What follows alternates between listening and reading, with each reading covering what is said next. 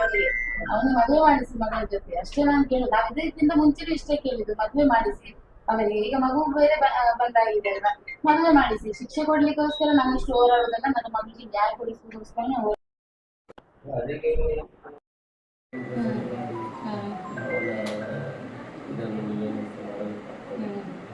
ಇಲ್ಲಿಂದ ಕರ್ಕೊಂಡು ಬಂದು ಕೋರ್ಟ್ಗೆ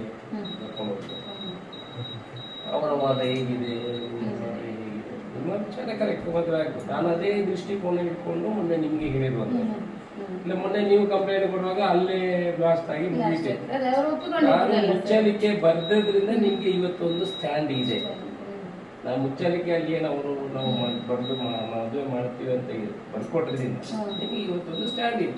ಇಲ್ಲಾಂದ್ರೆ ಅವತ್ತೇ ಇದಾಗ್ತಿತ್ತು. ಇವತ್ತು ಬೇರೆ ಬೇರೆ ರಾಜಕೀಯ ಪಕ್ಷದವರು, ಬೇರೆ ಬೇರೆ ಸಂಘಟನೆಯವರು ಅವರು ಹೇಳಿದ್ದಾರೆ, MLA ಅವರು ಹೇಳಿದ್ದಾರೆ, ಅವರೇ ಮದುವೆ ಮಾಡಿ ನಿಲ್ಲಿಸಬೇಕು, ಕೊಡಬೇಕು ಅನ್ನೋ ವಿಚಾರಗಳೆಲ್ಲ ಬರ್ತಾ ಇತ್ತು 2-3 ದಿವಸದಿಂದ. ನೋಡಿ, ಮದುವೆ ಆಗುದು ಅಂತ ಹೇಳಿದ್ರೆ ನಿಮಗೆ ಗೊತ್ತಿತ್ತು. 2-3 ಕಡೆಯವರು ಒಪ್ಪಿಕೊಂಡು ಅವರನ್ನು ನಾನು ಎತ್ಕೊಂಡು ಬಂದು ನಿಲ್ಲಿಸಿ ಮಾಡಲಿಕ್ಕೆ ನನ್ನಿಂದ ಸಾಧ್ಯ ಇಲ್ಲ. ಅದು ಎಷ್ಟು ದಿವಸ ಒಪ್ಪಿಕೊಂಡು ಮದುವೆ ಆಗಬೇಕಾಗ್ತದೆ. ಸೊ ಅವ್ರು ಮಾಡಿದ ತಪ್ಪು. ನಿಮ್ಮ ಪರವಾಗಿ ನಾವು ಯಾವತ್ತೂ ಇದ್ದೇವೆ. ನಾವು ಹಿಂದಿನ ಕೂಡ ಇದರಲ್ಲಿ ಇದ್ದದ್ದು. ನಾವು ಮೊನ್ನೆ ಹೇಳಿರುವ ಉದ್ದೇಶನೂ ಅಷ್ಟೇ, 2 ಕುಟುಂಬಗಳು ಬೇರೆ ಆಗುವುದು ಬೇಡ ಅಂತ ಹೊರತು ಇಲ್ಲದಿದ್ದರೆ ಬೇರೆ ಉದ್ದೇಶ. ಅವರೇನು ನಮ್ಮ ಚುನಾವಣೆ ಸಮಯದಲ್ಲಿ ನಮ್ಮ ಜೊತೆ ಇರಲಿಲ್ಲ, ನಮ್ಮ ಪಕ್ಷದವರು ಅಲ್ಲ, ಅವರು ಬೇರೆ ಪಕ್ಷದವರಿಗೆ ಗುರುತಿಸಿಕೊಂಡವರು. ಹಾಗೆ ಅಲ್ಲಿ ನಾವು ಕಾನೂನಾತ್ಮಕವಾಗಿ ಎಲ್ಲಿಯೂ ಕೂಡ ಅವರಿಗೆ ಸರಿ ಮಾಡಬೇಕು, ನೀವೇ ಮಾಡ್ಬೇಕಂತ. ಈಗಲೂ ನಮ್ಮ ಸ್ಟ್ಯಾಂಡ್ ಅದೇ, ನಮ್ಮ ಸ್ಟ್ಯಾಂಡ್ ಹಾಗೆ ಮದುವೆ ಆಗಬೇಕು. ಅವ್ರಿಗೆ ಗೊತ್ತಿರ್ಲಿಲ್ವಾ?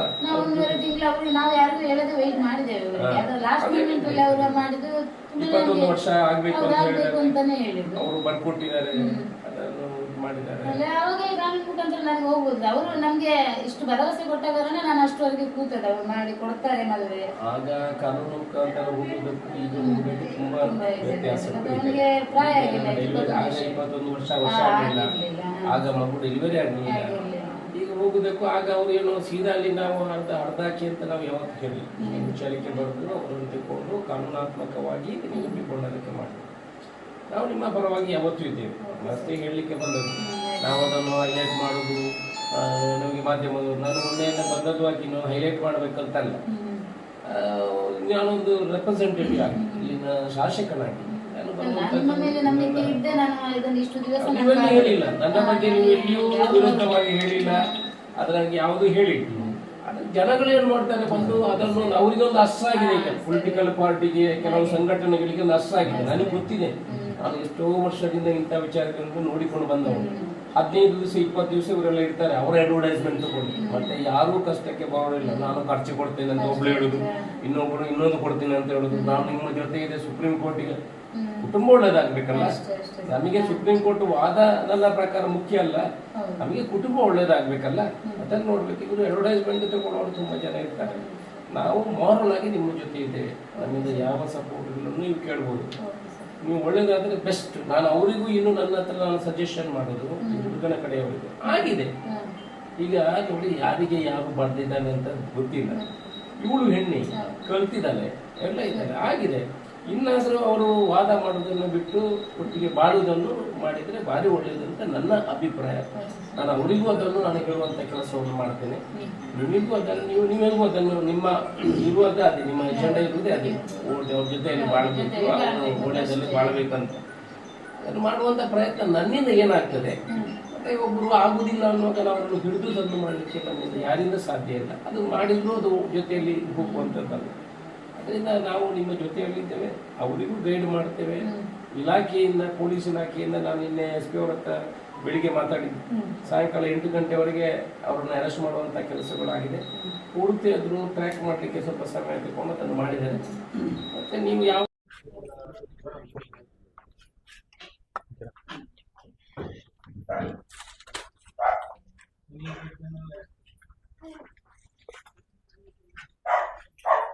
ಪುತ್ತೂರಿನಲ್ಲಿ ಇವಾಗ ಘಟನೆಯ ಈ ಸಂತ್ರಸ್ತೆಯ ಮನೆಗೆ ನಾನು ಇವತ್ತು ಭೇಟಿ ಕೊಟ್ಟಿದ್ದೀನಿ. 2-3 ದಿವಸ ಬೆಂಗಳೂರಿನಲ್ಲಿ ಇದ್ದ ಕಾರಣ ನಿನ್ನೆ ಮಧ್ಯಾಹ್ನ ಬಂದು SP ಅವರ ಜೊತೆ ಚರ್ಚೆ ಮಾಡಿದ್ದೆ. ಕೂಡಲೇ ಸ್ಪೆಷಲ್ ಫೋರ್ಸ್ಗಳನ್ನೆಲ್ಲ ಹಾಕಿ ತಂಡಗಳನ್ನು ರಚಿಸಿ ಆ ಹುಡುಗನ ಬಂಧನ ಆಗಬೇಕು ಅನ್ನೋ ವಿಚಾರವನ್ನು ಚರ್ಚೆ ಮಾಡಿದಾಗ SP ಅವರು ಇಲ್ಲ, ನಾವು ಆಗಲೇ ಕಾರ್ಯಾಚರಣೆಯಲ್ಲಿ ಇದ್ದೇವೆ, ಕೂಡಲೇ ಒಂದೂವರೆ ದಿವಸ 1 ದಿವಸ 2 ದಿವಸಗಳಲ್ಲಿ ನಾವು ಬಂಧನ ಮಾಡ್ತೇವೆ ಅನ್ನುವ ವಿಚಾರವನ್ನು ತಿಳಿಸಿದ್ದಾರೆ. ನಿನ್ನೆ ಸಾಯಂಕಾಲ ಸುಮಾರು 8 ಗಂಟೆಗೆ ಹುಡುಗನ ಬಂಧನ ಕೂಡ ಮಾಡಿದ್ದಾರೆ. ಒಂದಷ್ಟು ಹಲವು ಸಂಘಟನೆಗಳು, ರಾಜಕೀಯ ಪಕ್ಷಗಳು ಇದನ್ನು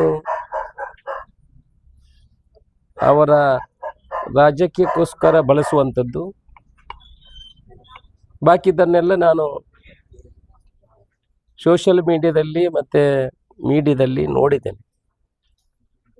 ಬಹುಶಃ ಇಂಥ ವಿಚಾರಗಳನ್ನು ನಾವು ಅದಕ್ಕೆ ಬಳಸ್ಕೊಳ್ಳುವಂಥದ್ದು ತಪ್ಪು. ಇವತ್ತು ಅದರಲ್ಲಿ ಹೆಚ್ಚು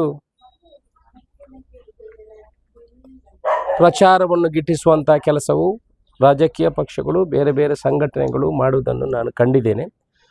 ಇನ್ನೊಬ್ಬರ ಮೇಲೆ ಗೂಬೆ ಕೂರಿಸುವಂಥ ಕೆಲಸಗಳನ್ನು ನಾನು ನೋಡಿದ್ದೇನೆ. ಈ ಹಿಂದೆ ಇವರು ಪೊಲೀಸ್ ಸ್ಟೇಷನ್ಗೆ ಬಂದಿದ್ದರು. ಇಬ್ಬರು ಪೊಲೀಸ್ ಸ್ಟೇಷನ್ನಿಂದ ನನಗೆ ಕರೆಯನ್ನು ಮಾಡಿದರು. ಕರೆಯನ್ನು ಮಾಡಿ ಅವರು ಒಂದು ಹಂತಕ್ಕೆ ಮಾತುಕತೆಗೆ ಬಂದಿದ್ದರು.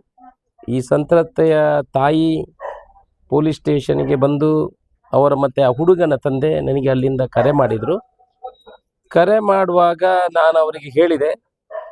ಆಗ ಹುಡುಗನ ತಂದೆ ಹೇಳಿದರೆ, ನಾವು ಆ ಹುಡುಗಿಯ ಜೊತೆ ನನ್ನ ಹುಡುಗನನ್ನು ನಾವು ಮದುವೆ ಮಾಡಲಿಕ್ಕೆ ರೆಡಿ ಇದ್ದೇವೆ. ಅವನಿಗೆ 21 ವರ್ಷ ವಯಸ್ಸಾದ ಕೂಡಲೇ ನಾನು ಇನ್ನೊಂದು ತಿಂಗಳು 40 ದಿವಸ ನಂತರ 21 ವರ್ಷ ಆಗ್ತದೆ, ನಾನು ಮದುವೆ ಮಾಡ್ತೀನಿ ಅಂತ ವಿಚಾರವನ್ನು ನನ್ನ ಹತ್ರ ಹೇಳಿದರು. ಅದಕ್ಕೆ ನಾನು ಹೇಳಿದೆ, ಆಯಿತು, ಮದುವೆ ಮಾಡಿದ್ರೆ ಇನ್ನು ಕಂಪ್ಲೇಂಟ್ ಕೊಡುವಂಥ ಅಗತ್ಯಗಳಿಲ್ಲ. ನಾವು ಯಾವತ್ತು 2 ಕುಟುಂಬಗಳನ್ನು ಒಂದು ಮಾಡಲಿಕ್ಕೆ ನೋಡಬೇಕು. ನಾನವತ್ತು ಯಾವ ಕಾರಣಕ್ಕೂ ರಾಜಕೀಯವನ್ನು ನಾನು ಬಳಸಲಿಲ್ಲ. ಯಾಕಂತ ಹೇಳಿದ್ರೆ, ಈ ಹುಡುಗನ ತಂದೆ ರಾಜಕೀಯದಲ್ಲಿ ಹಿಂದೆ BJP ಪಕ್ಷದ ನಗರದ ಅಧ್ಯಕ್ಷರಾಗಿದ್ದರು, ನಗರಸಭಾ ಸದಸ್ಯರಾಗಿದ್ದಾರೆ.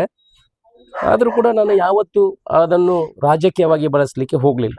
ನಾನು ಇಬ್ಬರಿಗೂ ಒಳ್ಳೆಯ ಮಾತನ್ನು ಹೇಳಿದೆ, ನೋಡಿ ಆಗುವುದು ಏನೋ ತಪ್ಪು ಆಗಿ ನಡೆದಿದೆ ಅವರ ಒಳಗೆ, ಸೊ ಅವರನ್ನು ಮದುವೆ ಮಾಡಲಿಕ್ಕೆ ನೀವು ಅಲ್ಲಿ ಬರೆದು ಕೊಡುವಂಥ ಕೆಲಸವನ್ನು ಮಾಡಬೇಕು.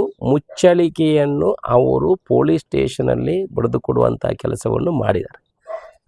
ಯಾವತ್ತೂ ಅವರನ್ನು ನೀವು ಸೀದಾ ಹೋಗಿ ಒಪ್ಪಿಕೊಂಡಿದ್ರಿ ಅಂತ ಹೇಳಿಲ್ಲ. ಕಾನೂನಾತ್ಮಕವಾಗಿ ಏನೇನು ಮಾಡಬೇಕು ಅದನ್ನು ನಾನು ಮಾಡಬೇಕು. ನನಗೆ ಅವರು ಕರೆ ಮಾಡಿದ್ದಕ್ಕೆ ನಾನು ಹೇಳಿದ್ದೀನಿ. ಅಲ್ಲ, ನಾನು ಅವರನ್ನು ಮದುವೆ ಆಗಬೇಡಿ, ಈಗಲೇ ಹೋಗಿ ಕಂಪ್ಲೇಂಟ್ ಕೊಡಿ ಅಂತ ಹೇಳಬೇಕಾ?